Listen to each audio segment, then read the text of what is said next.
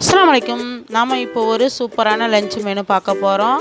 கடுகு கோழி அதோட என்ன சாதம் வைக்கிறோம் அப்படிங்கிறத பற்றியும் பார்க்க போகிறோம். அதுக்கு முன்னாடி நம்ம சேனலை ஃபஸ்ட் டைம் பார்க்குறீங்கன்னா சப்ஸ்கிரைப் பண்ணிக்கோங்க, பெல் ஐக்கானையும் கிளிக் பண்ணிக்கோங்க. அப்போ தான் நம்ம போடுற வீடியோ உடனுக்குடனே உங்களுக்கு வந்து கிடைக்கும். இப்போ வந்து நம்ம வீடியோக்குள்ளே போயிடலாம்.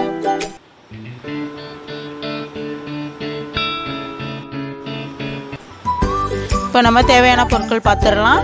இஞ்சி பூண்டு எடுத்து வச்சுருக்கேன், நாட்டு வெங்காயம் எடுத்து வச்சுருக்கேன், மல்லி 2 டீஸ்பூன், மிளகு 1 டீஸ்பூன், ஜீரகம் 1 டீஸ்பூன், கடுகு 3 டீஸ்பூன், மிளகாத்தூள் 1 டீஸ்பூன், அப்புறம் கரம் மசாலா 1 டீஸ்பூன். அவ்வளோதான் இதுக்கு தேவையான பொருட்கள். இது அத்தனையும் சேர்த்து நம்ம அரைச்சிட்டு வர போகிறோம்.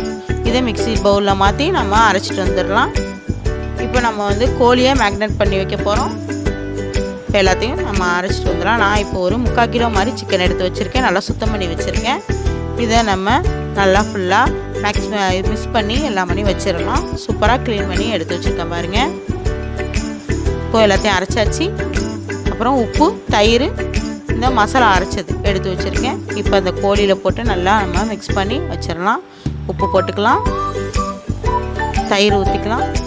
நம்ம அரைச்ச மசாலா நிறையா இருக்குது, அதனால் இதில் நம்ம பாதி மசாலா சேர்த்து நல்லா இந்த கோழியை மிக்ஸ் பண்ணி விட்டுறலாம். நல்லா சூப்பராக வாசனையாக சூப்பராக இருக்குது இந்த மசாலா. இப்போ ஃபுல்லாக நல்லா பரட்டி வச்சாச்சு. இப்போ நம்ம வந்து 1 மணி நேரம் அதை அந்த கோழியை அந்த மசாலாவோடு நல்லா ஊற வச்சிடலாம். 1 மணி நேரத்துக்கு பிறகு நம்ம வந்து இதை வந்து சமைச்சிடலாம். இப்போ நல்லா இது ஊறி வரட்டும். அதுக்குள்ளே இந்த வேலையை பார்த்துடலாம். இப்போ வந்து நம்ம இதுக்கு போயிடலாம். நம்ம வந்து எண்ணெய் ஊற்றியாச்சு. ஒரு கடாயில் நாட்டு வெங்காயம் தான் நான் எடுத்திருக்கேன். அது நல்லா டேஸ்ட் கொடுக்கும், நல்லா மணமாகவும் இருக்கும். அதனால் நாட்டு வெங்காயம் நான் எடுத்திருக்கேன். இது நல்லா நம்ம எண்ணெயில் போட்டு நல்லா பொரிக்கலாம். ஓரளவுக்கு ப்ரௌன் கலர் ஆகிற வரைக்கும் வெந்தால் போதும். இப்போ நம்ம ஒரு மஞ்சத்தூள் 1 டீஸ்பூன் ஆட் பண்ணியிருக்கலாம். இப்போ நல்லா அதை மிக்ஸ் பண்ணி விட்டுறலாம். ஒரு பச்சை மிளகா போட்டுக்கிறேன். இதுக்கு தேவையான இஞ்சி பூண்டு விழுது சேர்த்துக்கிறேன். அதையும் நல்லா மிக்ஸ் பண்ணி விட்டுறலாம். இப்போ நல்லா மணம் வந்துருச்சு நமக்கு. நம்ம மல்லி புதினா கொஞ்சோண்டு புதினா சேர்த்துக்கோங்க, மல்லியை நம்ம லாஸ்ட்டாக சேர்த்துக்கலாம். புதினாவை நல்லா இதோடு மிக்ஸ் பண்ணி விட்டுறலாம். இது நல்லா வாசனையாக நல்லாயிருக்கும். இப்போ நம்ம இந்த ஊற வச்சோம் இல்லையா அந்த கோழி, அதை எல்லாத்தையுமே ஒன்று ஒன்றா எடுத்து இந்த கிரேவியில் நம்ம சேர்த்துடலாம். கொஞ்ச நேரம் இது இந்த எண்ணெயில் நல்லா கொஞ்சம் வேகட்டும். அதுக்கப்புறம் இந்த மசாலாவை எல்லாத்தையுமே அதில் ஊற்றிடலாம். ஒரு 5 நிமிஷம் இருந்தால் போதும். அந்த மசாலாவெல்லாம் அதோட கொட்டியாச்சு. இதுக்கு தேவையான தண்ணியை நம்ம ஊற்றிடலாம்.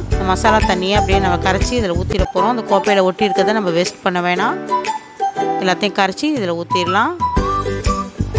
ஃபுல்லாக தண்ணியாக இருக்குது. இந்த தண்ணியோடு இந்த கோழி நல்லா வெந்து சுண்டி வரட்டும். அது வரையும் இந்த இதை நம்ம வந்து இந்த கடாயை வந்து நம்ம மூடி வச்சிடலாம். நல்லா வெந்து வரட்டும். அப்பப்போ செக் பண்ணிக்கோங்க, ஏன்னா கொஞ்சம் அடி பிடிக்கிறதுக்கு வாய்ப்பு இருக்குது. இப்போ நல்லா கொதிச்சுக்கிட்டு இருக்கு. நம்ம அப்பப்போ செக் பண்ணிக்குவோம். இந்த மாதிரி பார்த்துக்கோங்க. நல்லா எண்ணெய் விட்டு சூப்பராக வெந்திருக்கு. இந்த மழை காலத்துக்கு நல்லா ஏற்ற மாதிரி ஒரு சூப்பரான கடுகு கோழி வச்சுருக்கோம். இது நல்லா சுண்டிக்கிட்டு இருக்கு. இப்போ நம்ம வந்து மல்லிக்கீரையை அதோட போட்டாச்சு. இதுவும் நல்லா வாசனையாக நல்லாயிருக்கும். இது இன்னும் கொஞ்சம் நேரம் சுண்டினதும் நம்ம வந்து ஸ்டவ் ஆஃப் பண்ணிடலாம். நமக்கு இப்போ வந்து கடுகு கோழி ரெடி ஆகிடுச்சு. இந்த வேலை முடிஞ்சிருச்சு. இது கூட என்ன சாதம் வைக்கலாங்கிறத பார்ப்போம் நம்ம. இப்போ நான் வந்து நெய் சோறு தான் ஆக்க போகிறேன். நெய் ஊற்றியாச்சு, பட்டை கிராம்பு போட்டாச்சு. இப்போ நான் வெங்காயத்தோட ரவுண்ட் படையில அரிஞ்சு வச்சுருக்கேன். அதையும் அதோடு நம்ம இப்போ சேர்த்துடலாம். நல்லா வதக்கி விட்டுறலாம். கொஞ்சம் நேரம் வெங்காயம் வெந்தால் போதும். இதுக்கு தேவையான இஞ்சி பூண்டு விழுது நம்ம சேர்த்துக்கலாம். நல்லா பொரிஞ்சு வந்துருச்சு. இதை நல்லா மிக்ஸ் பண்ணி விட்டுருவோம்.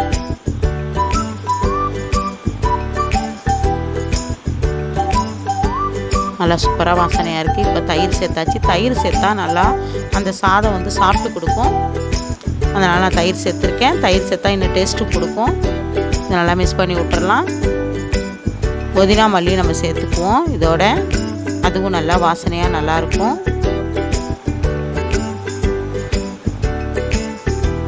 நல்லா சூப்பராக நல்லா தாளிச்சாகுது. நல்லா எண்ணெய் விட்டு வந்துருச்சு. புதினா மல்லி சேர்த்தாச்சு. இதுக்கு தேவையான நம்ம தண்ணி ஊற்றிடலாம்.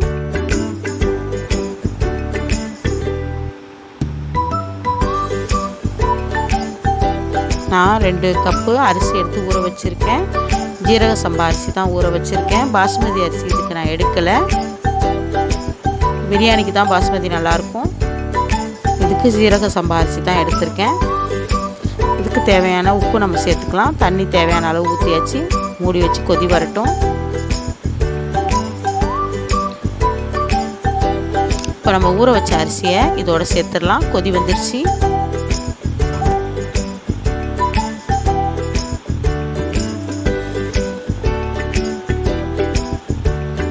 சூப்பரான சாப்பாடு நமக்கு ரெடி ஆகிட்டு இருக்கு. இந்த கடுகு கோழியும் ஃபேமஸான ஒரு டிஷ்ஷு. சென்னையிலலாம் ரொம்ப ஃபேமஸாக இருக்கும். நீங்கள் இந்த மாதிரி செஞ்சு பாருங்கள். செமையாக சூப்பராக இருந்தது. நாங்கள் சாப்பிட்டு பார்த்தோம். இப்போ நல்லா கொதி வந்துருச்சு.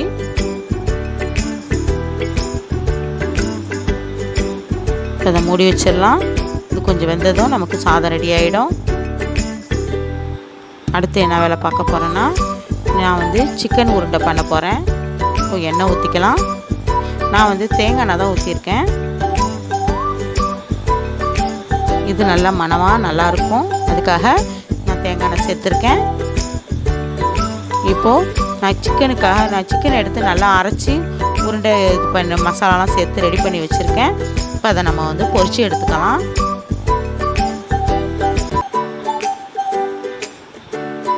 மாதிரி உருண்டையாக தட்டி நான் பொரிச்சுக்கிறேன். இது அடிக்கடி திருப்பி போட்டுக்கிட்டே இருங்க. அப்போ தான் நல்லா பொன்னரமாக சவுந்து வரும். உள்ளறக்குள்ள அந்த கோழியை நல்லா வேகும். நம்ம ஒரே இதாக போட்டோம்னா கொஞ்சம் உள்ள அந்த கோழி வேகிறது கஷ்டம். அதனால் அடிக்கடி திருப்பி போட்டுக்கிட்டே இருங்க. அப்போ தான் அழகாக சவந்தும் நல்லா வரும். இப்போ நல்லா பொரிஞ்சு வந்துக்கிட்டு இருக்கு. இப்போ சவந்துருச்சு. பார்க்குறதுக்கு அழகாக கலர்ஃபுல்லாக நல்லாயிருக்கு.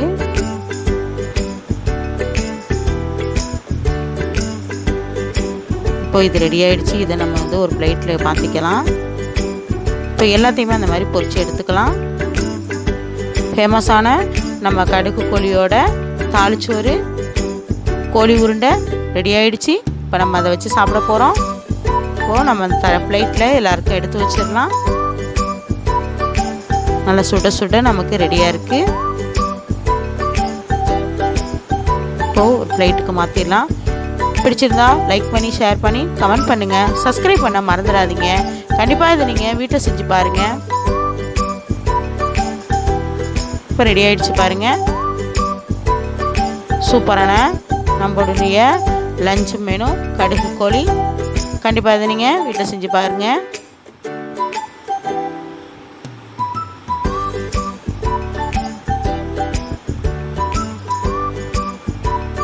சூப்பராக ரெடி பண்ணியாச்சு. எப்படி இருக்குது? சூப்பராக இருக்கா? கண்டிப்பாக இதை நீங்கள் வீட்டில் செஞ்சு பாருங்கள். தேங்க்ஸ் ஃபார் வாட்சிங்.